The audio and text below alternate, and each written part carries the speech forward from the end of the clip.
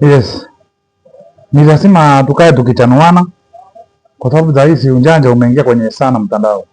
Unjanja wa kuraghaiwa na simu umekuwa ni mwingi. Na nimechoka. Nimechoka tena, sitaki kusikia customer wangu akilalamika. Customer hata mmoja ama rafiki yangu akilalamika ameibiwa kupitia kwa simu. Mtu amekupigia simu, naitwa fulani kutoka Kenya Power, sasa kuna sile mita. Naitwa fulani kutoka Safaricom, line yako tutaifunga kwa sababu hiyo line ni kama imeexpire. Hapana, achana story kama hizo. Message. Unapata message, tuma na hii, ile nyingine haifanyi, nitumia na hii. Ama unapata message, usilipe rent ile tulikuwa tunalipa hapo nyuma, tumia hii paybill number.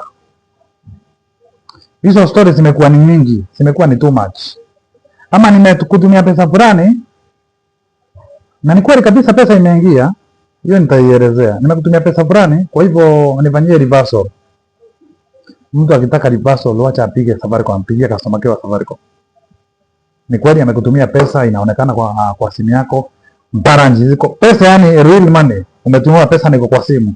Wacha atumia, chukue simu yake apigie Safaricom, afanywe reversal. Kazi ya kufanya reversal si yako. Sawa. Tuongee sasa. Kama wewe hujaragaiwa na simu, hujaibiwa na simu, unaweza kuwa hujaingia kwenye huu mtego. Mpaka lazima unisikize vizuri. Si lazima, lakini nakuomba tu, si lazima, hakuna cha lazima. Nakuomba nisikize, usije ukapoteza pesa yako, ukapoteza pesa, yani ukapoteza tu wakati na pesa, unasumbuliwa na mtu na simu. Unaona? Kuna hii kesi, mimi wakati wa kwanza kuibiwa, acha niwaelezee kwanza. Wakati wa kwanza kuibiwa niliibiwa shilingi 500, tena nikaibiwa shilingi 10,000. 500 niliibiwa hivi, nilipigiwa simu na mtu, kwanza nilipata message. Nimeshinda milioni 1 kupitia kwa banki ya Equity Bank. Katika kule kushinda, ile message ilikuwa na namba nifuatilie ili nitapata zawadi yangu. Na mimi kwa sababu nilikuwa sina ufahamu huo, nikapiga ile namba iko pale. Tamaa ya pesa, tamaa hiyo ni tamaa sasa. Tamaa. Nikapiga namba. Kuna mwangaza mwingi, unaona kuna mwangaza mwingi, lakini acha tutaongea hivyo hivyo hapa.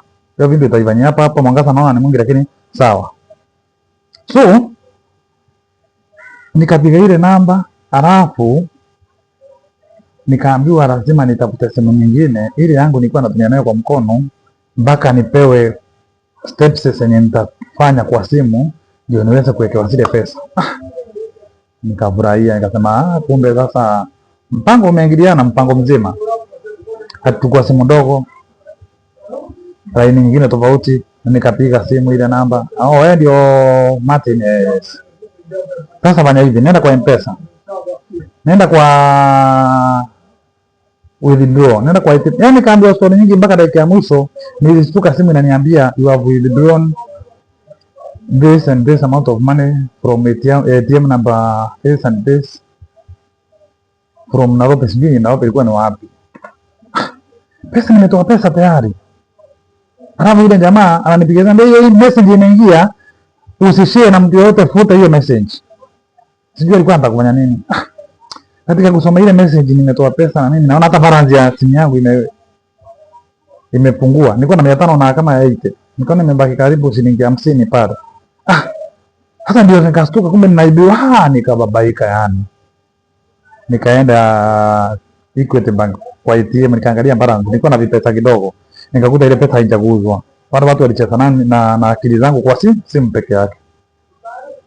Wakati wa kuibiwa 10,000, customer alikuja nina haraka zangu na kwenye M-Pesa akanipa shilingi 1,000. Katika kule kuweka zile digit, baada niweke 03 niliweka 04.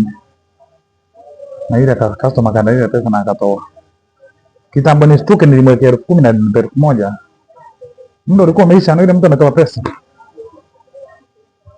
Hapa ulikuwa uwezi kulivaza sasa. So nilikuwa nasema hivi, wewe ambaye unanisikiza, ni jambo la kuwa mwangalifu katika simu inayoingia kwa simu yako na uindui. Mtu amekupigia. Siku hizi hata watu wanapata namba za watu Facebook, kama mimi namba yangu iko pale Facebook. Mtu anapanda mimi nataka engagement za biashara, mtu anaanza kunipigia simu ambazo ni za kutaka kunikora ama kunikoni. Kuleta mambo ya ukora yani. So wateja wangu, mambo ya simu, unapigiwa simu na mtu mjui. Au jamani biashara na huyo mtu tena. Story za pesa, weka story za pesa kando. Kama ni lead business unafanya biashara utaelewa, lakini kama ni mtu anaanza kukwambia mambo ya pesa, mambo ya M-Pesa, fanya hivi. Kuna hawa saa hii wanajifanya walikuwa wanasajili SHA. Mtu atakufuata aanze kuuliza details zako, atakwambia jina lako. Hata una wengine wanakuja na tax, nakwambia anaitwa fulani na fulani na fanya registration ya SHA. Atakuuliza details zako nini na nini na nini. Dakika ya mwisho utastuka, hawa ni maconman. Ukitaka kusajiliwa SHA, nenda kwenye ofisi zao. Ofisi za SHA ziko, nenda kwenye ofisi, fanyia registration. Acha nao wanapita pita huko mitaani. Pochi la biashara, ufanye biashara yoyote wewe. Mtu amepatana na wewe barabarani, anakuambia tukufungulie pochi la biashara, umjui, una uhakika kama ni mtu wa Safaricom, unafanyia registration hapo. Mtu anachukua simu yako, kuna app anainstall pale ndani, anafanya ujanja wake. Ukituma pesa yoyote itaonyesha inaingia kwa simu yako, lakini inaingia halafu inaenda kwa namba ya mtu mwingine ambaye umjui. Huo ukora huko. So mambo ya registration aina yoyote, ukitaka kusajiliwa pochi la biashara, hakikisha yule mtu ni mtu wa Safaricom ama anaenda Safaricom mwenyewe. Mambo ya SHA enda kwa wenye ofisi zao. Mambo ya Kenya Power kupigiwa na simu, mtu anakuambia anaandika mambo ya moto, anakuambia pesa au tume pesa fulani, hiyo ni ukora mtupu na ufai kuingia kwenye huo mtego. Na wale nao wanaofanya hivyo, siku za mwisho ni 40. Utaibia watu kila siku. Watu kila siku. Siku nyingine utakuja kuingia kwenye mitego ya watu na utaumia vibaya sana. Utaumia, hata utachomwa kabisa, utachomwa bure. Utakuwa hata unjafaulu kuiba lakini utachomwa. Mimi nawaambia ukweli tu. Kwa hivyo hapo kwenye mambo ya mtandao kuhusu simu ukipigiwa na namba ambayo huijui, mambo ya biashara, mambo ya pesa, achana na story za hizo story kabisa. Sikiza hiyo simu, kama ni simu ya mtu umemjua, ni biashara, mfanye biashara. Lakini mambo ya M-Pesa sijui nini, story unataka kuuliziwa story nyingi, ama message tayari umepata message alafu calculator yangu mama imeharibika, tumia pesa fulani 800 kwa hiyo namba ni ya mwalimu fulani, ataninunulia, ni mwaminifu.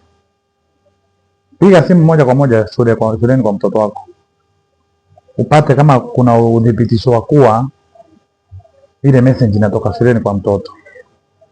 Usijichukulie simu na kuanza kutuma tayari. Sisi ndio tunapewa wale watu nguvu. Chukua muda wako, ufikirie kwanza, upige simu kabisa kule shuleni, kule namba inayotoka, udhibitishe. Nilikuwa nawaambia sasa kuhusu mambo ya reversal ya pesa za M-Pesa. Pesa imeingia kwenye M-Pesa yako, alafu mtu anataka reversal. Wewe si customer care, wacha apigie customer care. Saa hizi wale wanafanya wengi agent wa M-Pesa. Mtu anakujanga anatoa pesa kabisa, anatoa pesa. Anaweza kutoa pesa 100 ama 200, alafu kidogo anaitiza reversal. Kuna ujanja uko hapo, unakuta umefanya reversal, ukiangalia balance yako fraud, pesa imetoka yote. Haujui ueleze wapi, utaanza na wapi, utaanza vipi, lakini ukweli wa mambo unakuwa umeibiwa. Simu yako unayoweka pesa yako, line yako, ikuwe ni siri yako. Usi-expose kwa watu. Ile line unasave, kama pesa yako unasave kwa simu, acha ikuwe ni simu yako. Hiyo namba ufai kuichezea na watu huku na huku, unapigwa simu asieleweki. Mtu anakuambia nipe simu yako nilipie. Simu yangu imefungwa, unaweza nikupemia hapo nilipie simu yangu ya mkopa. Na ile line unajua wewe una pesa kwa M-Pesa, so utajifanya msamaria mwema. Utaenda kusaidia yule mtu akuchunguza vile unaweka pini, alafu dakika ya mwisho akuibie. Kwa hivyo mkuwe makini watu wangu, wateja wangu, mkuwe makini, tusiibiwe na simu. Hilo ni jambo ndogo sana la kudhibiti. Nimeamua nimeongea hivyo kwa sababu hizo kesi zimekuwa nyingi, unakuta watu wanaingia hasara. Mtu hata mama mwingine juzi amelipiwa 130,000. Maskini ni mama mwenye anafanya kazi yake kile kazi ya kung'ang'ana. Sasa amesave hiyo pesa mpaka imefika 100,000, anataka kufanya jambo lake. pesa anakuja anaibua tu na mtu hivi hivi kijinga. Nipe simu yako, nilipie na simu yangu, nilipie hii simu yangu imefungwa. Mama kajaribu kulipia yule mtu. Pesa haiendi, simu yake haivunguki. Akampa, wacha nijiweke namba, pengine wanakosea namba, akampa namba akaniwekea mwenyewe. Yule mtu akajafanya ujanja wake na ile pesa ikatoka kwa simu ile mama ikaingia kwa ile simu ndani yake. Unaona, sasa kuchunguza pini unaweka vipi na anajifanya hakuna biashara inaendelea na anakuibia, unaingia kwenye mtego wa kuwa umeibiwa na unabaki unahuzunika, unapigia watu wa Safaricom, pesa imeenda imetolewa, customer care hawezi kusaidia, pesa haijatolewa. Sasa inakuwa ni jambo la kuwa sasa linakuumiza moyo. Hata unaweza kushikwa na pressure kwa jambo kama hilo. Kwa hivyo tukue makini, tusiingie kwenye mtego wa wahalifu. Na wale wenye wanafanya uchunguzi, namba kama zile sikubatiana zile zinapigia Wakenya kila wakati kwa sumbua na mambo ya hayo ya mambo ya M-Pesa kuibia Wakenya. Naomba serikali ya Kenya ichukue hiyo, wachukulie hatua watu kama ukishikwa na kesi kama ile usikue na huruma yoyote. Kuchukua na huruma yoyote na mtu kama na hizo kesi nyingi zitaisha na Wakenya watakuwa kwa free. Simu yako utakuwa na wasiwasi, hata ukiweka pesa yako kwa simu unajua uko safe. Mwe na jioni njema. Ni Fundi Martin. Unapatana na hii video kwa mara ya kwanza, hii sura mara ya kwanza, nenda pale YouTube unifanyie subscription. Fanya subscription pale YouTube na utakuwa umenisupport. Mwe na jioni njema.